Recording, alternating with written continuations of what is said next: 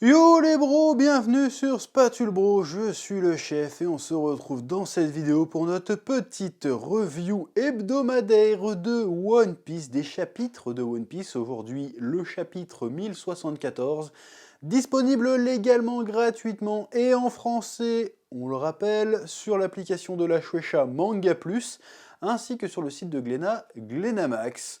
Voilà, il y a de plus en plus de séries sur cette application disponibles en français, ça fait plaisir, donc maintenant qu'on a une offre légale, profitez-en. Je suis pas sponsor du tout, hélas, parce que j'aime l'argent, mais franchement, il faut en profiter. Oui, et en parlant de profiter, je profite de cet instant pour faire un petit instant auto-promo avec Arena, tome 1 et tome 2, mon petit manga slash webtoon, hein, qui était prépublié en webtoon, et qui est sorti en librairie en 2 tomes. Le tome 3 et 4 arrivent cette année, la saison 2 en webtoon arrive cette année aussi, donc profitez-en pour monter dans le train de la hype, parce que c'est un futur classique. Déjà culte, j'ai envie de te dire. Mais bien sûr, mais oui. Après, il y aura adaptation animée, live action Netflix et tutti quanti. Mais bien sûr, les liens sont dans la description. Oui. Tu vois ce que je veux dire? C'est débile! Calmos, les amis. Ah, j'aime bien ça. Ça, c'est bon, C'est ça. la manière la plus stylée de voler, c'est pas la Superman avec les bras devant, on s'en bat les couilles de ça. Il fait oh! Et en fait, il est éclaté comme film.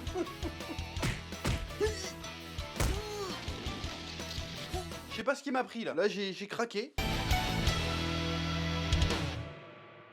Alors, ce chapitre 1074, il est pas mal, mais globalement, je reste quand même assez dubitatif sur cet arc pour le moment, hein. On sait pas trop où ça veut aller, même si avec ce chapitre, on commence quand même à voir où ça veut en venir un tout petit peu. On commence à avoir des petits indices, parce que jusqu'à présent, cette histoire de Vegapunk était surtout un prétexte à, comment dire, à exposition, c'est-à-dire qu'il te racontait encore l'histoire l'histoire du siècle oublié, l'histoire avec Ohara, la technologie cachée, tout ça.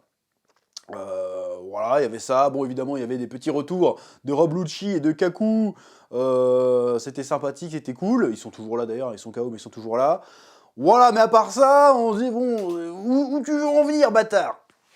Bon, donc je vais essayer de reprendre le chapitre un peu dans l'ordre des événements. Alors déjà, premier événement, on apprend que, c'est un truc que j'avais évoqué, hein, je suis pas en train de dire j'ai prédit, mais c'est un truc que j'avais évoqué, un sujet que j'avais évoqué dans les revues précédentes, c'est que Vegapunk va se faire attaquer par le gouvernement, et bon, le gouvernement il rentre un peu trop fastoche, et j'avais dit, bah, avec la technologie qu'il a, forcément le gars il a une armée de bâtards pour se protéger, et là on commence à la voir, cette fameuse armée de bâtards, ce sont des Pacifista Mark III, le bâtard s'est pris pour Tony Stark.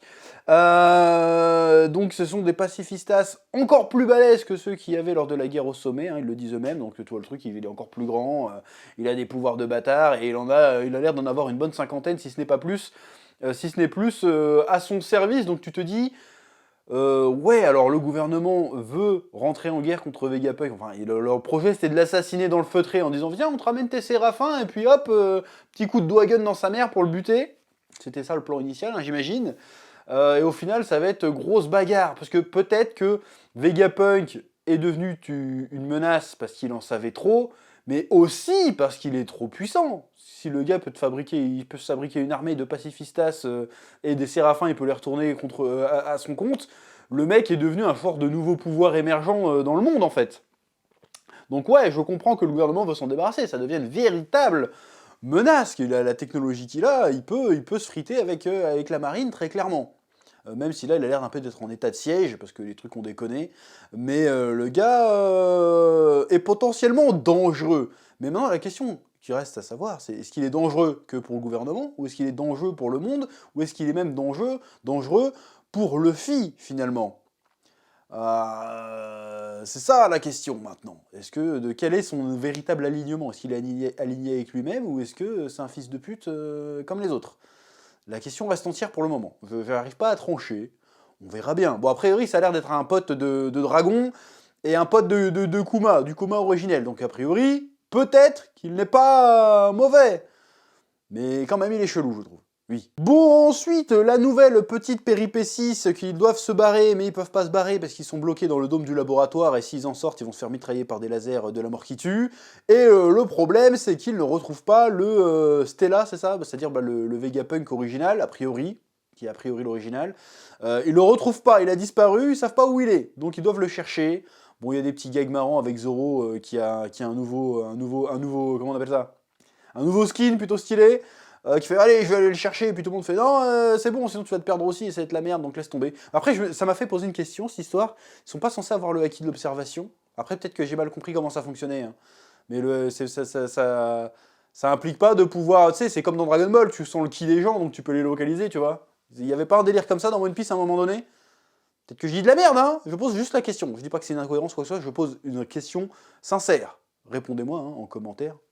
Référencement, c'est important, oui. Bon, sinon, quand même, ça veut dire qu'il y a la Stussy qui rejoint un petit peu le crew aussi, ça va commencer à faire pas mal de personnages, hein. Là, j'ai envie de dire, est-ce que Oda ne retomberait pas dans ses travers? Parce que là, on est dans une équipe de presque 20 personnes, là, tout d'un coup, là, si je dis pas de bêtises. Tu prends les 8 ou 9 Vegapunk, plus Stussy, plus les Mugiwara, ça commence à faire beaucoup de monde, hein. Ça devient un sacré capharnaüm, cette histoire. Enfin bref. Alors qu'en vrai, le dôme il tombe, il pourrait juste foncer dans la marine et les défoncer. Là, ils sont 20, c'est pas des manches. A priori, ça devrait bien se passer, même s'il y a confrontation, mais admettons. Bon, il y a un petit passage sympa où Zoro et Luffy sont posés sur le canapé avec Kaku et Lucci qui sont défoncés. Ils font genre « Oh, je m'attendais pas à les revoir, ça me rappelle les bons souvenirs à Water 7 et tutti quanti. » C'est plutôt rigolote, faut bien l'avouer, qui nous rend un peu nostalgique. Parce qu'en plus, moi, dans mes One Pieceology, je suis en plein dans l'arc Enies Lobby Water 7. Au prochain One Pieceology ce mois-ci, attention, ça va être un banger, longue vidéo, masterclass comme d'habitude, mais c'est pas le sujet aujourd'hui. Et l'autre événement, c'est que en fait, il y a là Bonnet qui s'est mis à toucher la patoune qui restait de son père, et donc qui commence à revivre les flashbacks de son père, et le flashback est assez flou, hein, parce qu'on voit a priori ce qui est censé être Kuma quand il était enfant, il était déjà un solide gaillard, qui se fait maltraiter par des gens et qui a l'air de se faire ramener de force à ce qui ressemble à Marie-Joie. Il a l'air aussi d'avoir un rapport avec les dragons célestes déjà. Alors, est-ce que ça veut dire qu'il était victime de dragons célestes? Est-ce que ça veut dire que lui-même est un dragon céleste et qu'il a essayé de s'échapper? Ça s'est déjà vu dans One Piece. Là, c'est assez flou. C'est assez flou pour le coup. Bon, j'ai vu qu'il y avait plein de théories. Ouais, mais Bonnet, en fait, c'est un clone de Big Mom ou je sais pas quoi. Je veux dire, ça a pas l'air d'être ce délire-là, hein. Puis faire que tout le monde soit des clones. Ouais, j'ai un peu changé de sujet en cours de phrase, mais le fait que tout le monde soit des clones de tout le monde, je trouverais que ça serait une idée un peu de merde. Alors, en termes de fanservice, ça pourrait être intéressant, mais c'est pour nous faire le coup de l'Edo Tensei à la Naruto, pour faire revenir des gens morts et faire en sorte qu'ils se foutent sur la gueule. Je souffle un petit peu quand même. Je sais qu'au moment où ça arriverait, je suis en train de kiffer, genre un Ace de retour, mais qui est méchant, tu fais « Oh, dinguerie !»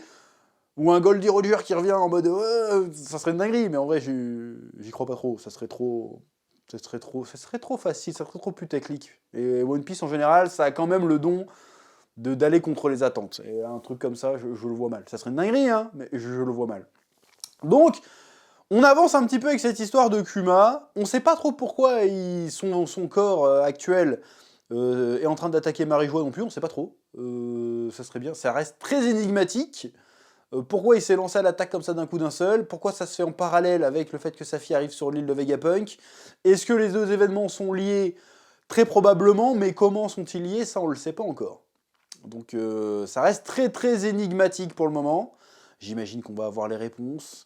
Mais ce serait bien que ça commence à avoir des éléments quand même, parce que ça commence à être touffu, ça commence à être velu, et on sait pas où ça veut aller, ou ce que ça veut nous raconter exactement. Et il serait peut-être temps de dégager un peu le terrain, parce que c'est histoire, ok, on aime bien One Piece, on s'accroche au truc parce que c'est One Piece, mais quand même. Tu vois ce que je veux dire ou pas? Oui, tu vois ce que je veux dire, oui. Ensuite, juste après le passage avec Bonnet, bon, c'est toujours pas où est passé Vegapunk, hein, mais je vais y revenir. J'ai une petite théorie personnelle, on sait jamais. Peut-être que, des fois, sur un malentendu, ça peut passer. On revoit un des, j'ai oublié son nom d'ailleurs, on revoit un des satellites de Vegapunk qui se balade tout seul dans un coin du laboratoire Et tout d'un coup, explosion, il semble s'être fait attaquer par quelque chose. Quel est ce quelque chose? Est-ce que ça pourrait être un Vegapunk, juste tout simplement? Est-ce que ça serait pas le truc le plus surprenant? Genre, en fait, Vegapunk, il se met à attaquer les machins, ou alors il y a une autre entité de Vegapunk qu'on n'avait pas vue jusqu'à maintenant, qui a été libérée à cause de l'alerte, et qui se met à attaquer tout le monde de manière random. Est-ce qu'il va nous faire un mode... Est-ce qu'on va passer en mode un peu alien, tu sais? Enfin, alien. Genre, il y a une créature... Bah, ils sont bloqués dans un laboratoire. Il y a un truc qui s'est échappé, enfin... Et il y a un truc qui commence à les attaquer. Donc, c'est-à-dire que le truc n'a pas pu rentrer de l'extérieur. Donc, c'est forcément un truc qui était déjà là. Donc, on est un peu en mode 8ème passager. Ce serait pas déconnant, hein, vu que Oda a l'air de aime bien faire des références dans le délire. J'ai envie de dire, pourquoi pas? Et peut-être que cette chose qui a attaqué, ça pourrait être un Vegapunk, par exemple. Ou une autre entité de Vegapunk, ou un truc créé par Vegapunk qui l'a pas maîtrisé, j'en sais rien. Mais ça pourrait être intéressant, ce délire. Imagine Vegapunk, en fait, c'est genre Dr. Jekyll et Mr. Hyde, et en fait, t'as le gentil Vegapunk, et puis t'as le méchant Vegapunk. Ce qui ne serait pas déconnant, hein, si le gars, même si tu pars du principe que le gars, il a divisé son entité en plusieurs éléments, il y a forcément une entité qui est mauvaise. C'est logique, le gars, c'est pas Goku, il a pas le cœur pur. Donc il y a forcément un Devil Vegapunk. Ça pourrait être intéressant. Petite théorie comme ça. Je fais des théories One Piece, moi, de temps en temps. J'ai pas d'argument. En fait, j'ai pas... Oui, mais voilà, j'ai pas de preuves. C'est juste... ça pourrait être intéressant dans ce que ça raconte. Tu vois? C'est-à-dire que Vegapunk est un... Ça revient à ce que je disais au début de ma review. Vegapunk est un personnage ambigu parce que le gars, il est suffisamment fort pour faire flipper la marine, le gouvernement mondial, mais peut-être qu'il peut faire flipper aussi le monde dans son ensemble. Ça pourrait être intéressant, avec la technologie, le savoir qu'il a, si ce gars il est du mauvais côté, il est très dangereux. Oui. Et le chapitre se termine sur le big news, je sais pas quoi, là, avec le personnage de Morgans, je crois que c'est comme ça qu'il s'appelle, le gros piaf, là, qui fait bon, j'ai appris des nouvelles de fou, il y a le gouvernement qui essaye de buter Vegapunk, et en plus il y a les chapeaux de paille qui sont là-bas. Ok, vous allez titrer que le chapeau de paille a essayé de kidnapper Vegapunk, c'est que le gouvernement essaye de l'attraper, de le sauver, ou un truc comme ça, je crois que c'est ça. Je crois que c'est ça qui lui sort.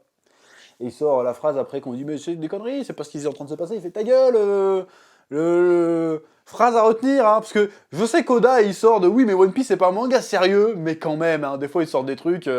on s'en fout que ça soit vrai ou faux, l'important, c'est que les news, c'est du divertissement. Mais putain, mais c'est la phrase la plus réelle la plus réelle de One Piece, le bordel. Non, en vrai, il y en a d'autres, mais le gars, bon, s'il fait pas exprès, il est quand même très fort, hein, il tape très juste. Bref, l'autre truc intéressant avec cette scène, c'est qu'on voit où est passée Nefertari Vivi, parce qu'on dit « Oh, elle a disparu, faut aller la sauver, nan. » Bon, en fait, elle a disparu, mais elle s'est retrouvée avec Morgans. Et du coup, la question se pose, qu'il me semblait que Morgans, je crois que la dernière fois qu'on l'a vu, bon, on le voit assez souvent entre chaque truc, mais il me semble qu'il était devenu fan de Luffy, non? À Dressrosa ou je sais plus quoi, là. Donc après, c'est même lui qui l'avait appelé le 5e empereur, je crois, il me semble, si je dis pas de bêtises. Donc tu te dis, bah pourquoi il sort des mythos sur Luffy, du coup? Et je me dis, bah en fait, c'est pas parce que c'est l'allié du gouvernement, c'est justement parce que c'est l'allié de Luffy. Parce qu'il veut, s'il est d'accord de faire de Luffy le prochain roi des pirates et qu'il croit en lui, il faut qu'il le montre comme étant l'ultime menace au gouvernement mondial. Et il faut que même la population le considère tel quel. Il faut que ça soit faut que Luffy soit le méchant pour que son rôle de roi des pirates ait un sens. Parce que si tu dis juste le gouvernement est méchant, de toute façon il est pas con Morgans. S'il dit juste le gouvernement est méchant, il sait très bien qu'il va se faire niquer, j'imagine. Donc il fait genre vas-y, je vais manipuler l'opinion pour montrer c'est qui. Tu vois ce que je veux dire? On va faire monter Luffy, la réputation de Luffy en épingle. Parce que si Luffy a vraiment attaqué Vegapunk, il a fait une dinguerie, tu vois. Au lieu de le sauver, c'est encore plus une dinguerie qu'il a essayé de le buter et que le gouvernement, qu'il a réussi à le subtiliser aux yeux du gouvernement, sous le nez du gouvernement. Ça le rend encore plus légendaire s'il a fait ça. Donc je pense qu'il construit sa légende. Donc peut-être que c'est un allié. Et puis je pense que c'est un allié parce qu'il abrite Vivi. Donc si c'était pas un allié, pourquoi il abriterait Vivi en fait? S'il abrite Vivi, c'est que lui-même, il a un truc contre le gouvernement. Après, je sais, encore une fois, c'est des vagues souvenirs. Hein. C'est pas très frais dans ma tête, tous ces délires-là. Mais ça rend ce personnage intéressant et j'espère que ça aura vraiment un vrai impact sur la suite, cette histoire. Voilà, oui. Donc voilà, c'est à peu près tout ce que j'ai à dire sur ce chapitre. Un chapitre qui commence à semer des graines. Bon, ça fait depuis le début, ça sème des graines. On commence à récolter un peu du côté de Bonnet.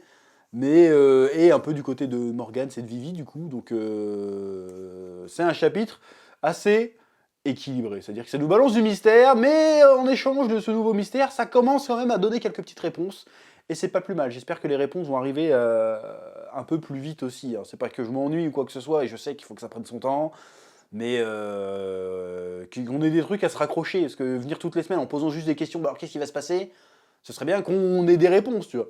Si tu vois ce que je veux dire, encore une fois. Bref, c'est tout ce que j'avais à dire sur cette petite revue de One Piece. Comme d'habitude, je te laisse le soin de mettre un petit pouce bleu, un petit commentaire pour le référencement, bien sûr. Et je te dis à très bientôt sur Spatule Bro pour de nouvelles vidéos, même si je pense qu'aujourd'hui tu vas en bouffer de la vidéo hein, avec tout ce qui est, toute l'actu. Mais voilà. Oui.